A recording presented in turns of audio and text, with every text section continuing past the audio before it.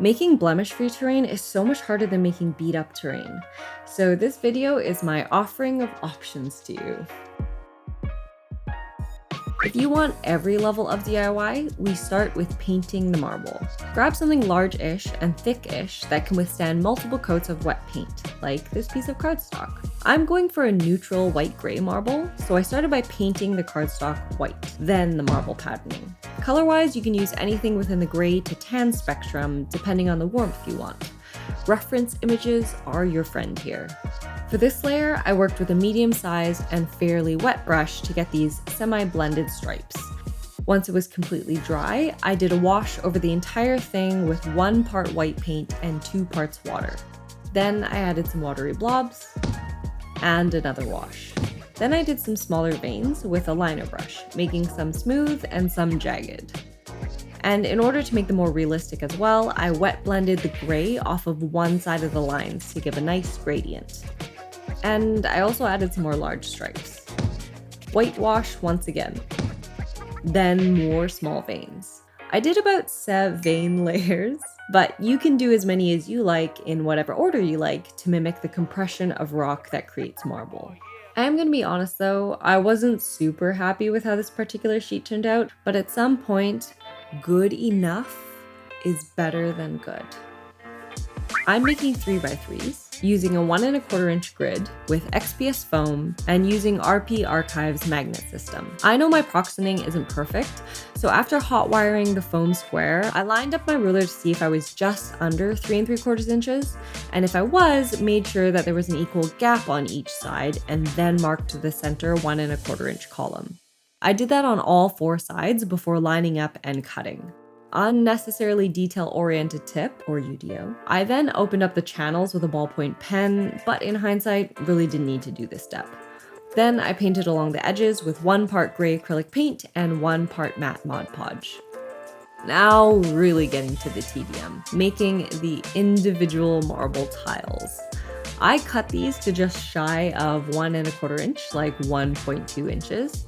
And in my opinion, the thing that really makes marble is the polished finish, which was the hardest thing to get.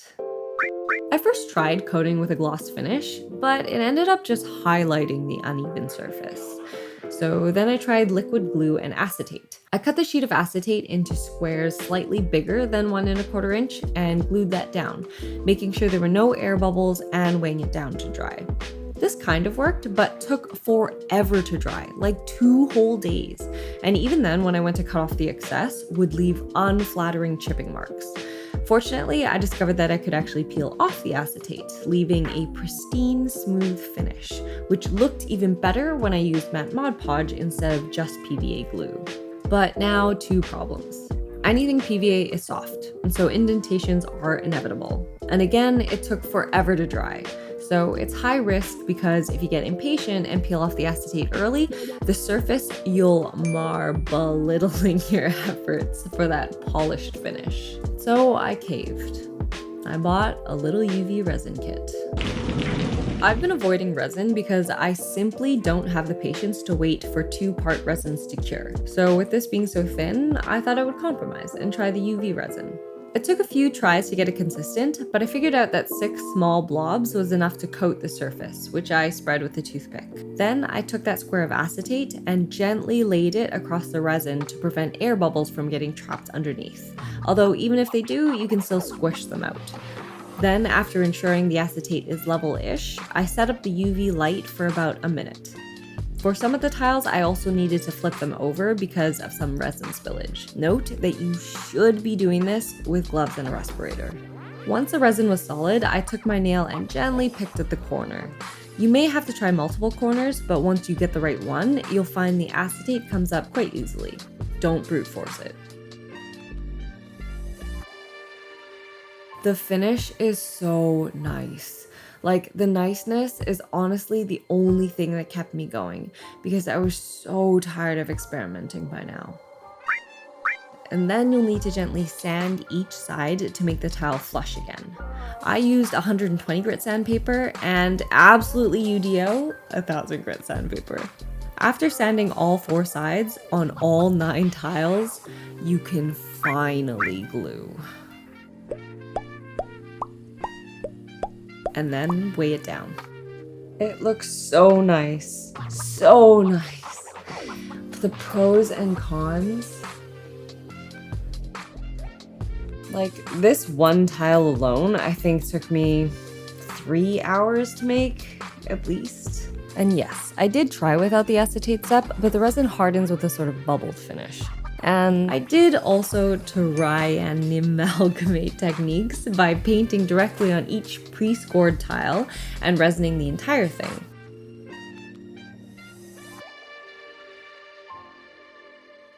Again, I got a nice flat glossy finish, but the grout lines also got glossy. At this point, I was honestly at my wit's end. Like, I knew what final product I was looking for, but I was not willing to spend this sort of time and effort to get there. So, it's time for a different approach.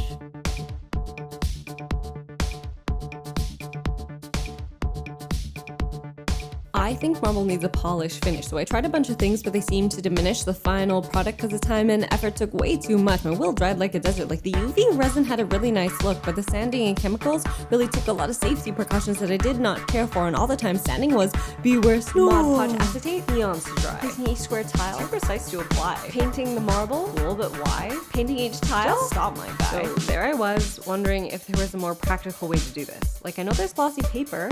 I could digitally design a marble pattern and then print it. Does it get the effect I want? Is that cheating? Is that accessible? On a rabbit hole my mind did stoop as the questions of thoughts and shame did loop, but decided to proceed with it nonetheless. And what do you know, the result was yes. So justifications out of the way, here's how to do it, play by play. First, head to my Patreon to get the file. It'll be listed under marble tile. I included different colors if you wanted more, and 2x3s to make a lovely corridor. Both grid sizes included. Use 1 inch or plus a quarter. Once you've downloaded your file, then you'll need to place an order. Either purchase glossy cardstock and laser print at home, or use a souvenir you can find with your phone. Then take heed of these settings. They're crucial to the plot that will be written on my Patreon in case you forgot. Print 100%, don't resize, document, glossy cardstock, intent, quantity, you consent, double check each event, lest you err and lament. Then once money is spent, you'll receive what you've sent. Cut the sections closely around the periphery, cut tiles thusly in paint gray opaquely, line them up nicely and use your glue sparingly. Weigh it down securely and wait for it patiently.